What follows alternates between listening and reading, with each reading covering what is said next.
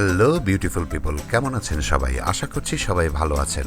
শুক্রবারের সুন্দর একটি বিকেলে আপনাদের সবাইকে স্বাগতম। আমি সাথে আছি আব্দুল্লাহ আল মামুন। আজ দিনটি ছিল শুক্রবার। শুক্রবারের সুন্দর একটি শীতের বিকেলে বাসার সবাই মিলে বেরিয়ে পড়লাম একটা লং ড্রাইভে।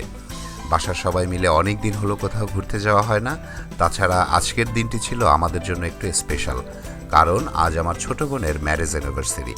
তাই স্মৃতিতে সুন্দর কিছু মুহূর্ত যোগ করতে আমরাও বেরিয়ে পড়লাম এক লং ড্রাইভে। গন্তব্য ছিল বরিশাল থেকে লেবুখালীর পায়রা ব্রিজের উদ্দেশ্যে। এবারের শীতকাল বিদায়ের দ্বারপ্রান্তে, আর অল্প কিছু দিনের মধ্যেই ঋতুরাজ বসন্তের আগমন। তাই প্রকৃতিও তার রূপ রং পাল্টে প্রস্তুত হচ্ছে বসন্ত বরণের জন্য। যাত্রাপথে সুন্দর সুন্দর কিছু জায়গায় আমরা দাঁড়ালাম, ছবি ও ড্রোনে ধারণ করলাম সুন্দর কিছু মুহূর্ত। তার কিছু অংশ তো আপনাদের জন্য থাকছে এই ভিডিওতেই। দুপুরের খাওয়া দাওয়া শেষ করে আমরা সবাই বাসা থেকে বেরিয়ে পড়লাম বাইক নিয়ে। প্রথমে ঠিক হলো বরিশাল ইউনিভার্সিটির ওখানে দাঁড়াবো আর চা খাবো।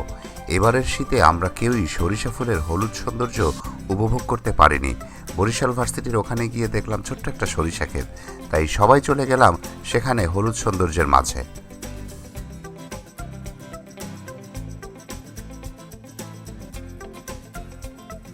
শীতের বিকেলের অস্তমিত সূর্যের রক্তিম লাল আভা উকি দিচ্ছে পশ্চিম আকাশে। প্রকৃতির কোল থেকে উঠে আবার বাইক নিয়ে সবাই হাইওয়ে ধরে চললাম বাকেরগঞ্জের দিকে। রাস্তায় আর বিরতি নয়, সোজা পায়রা বা লেবুখালী ব্রিজের ওখানে গিয়ে দাঁড়াবো আর চা খাবো সবাই মিলে।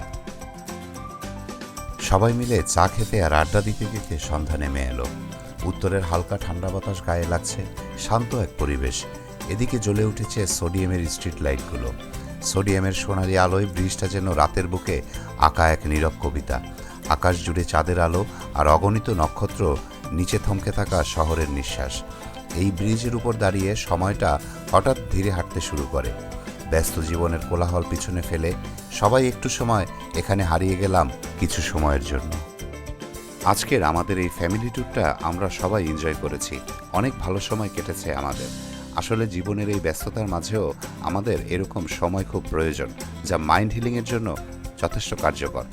বন্ধুরা, আপনাদের সাথে আবার দেখা হবে নতুন কোনো জায়গায় বা পুরনো কোনো পথের মোড়ে। ততক্ষণ পর্যন্ত সবাই ভালো থাকবেন। আল্লাহ হাফেজ।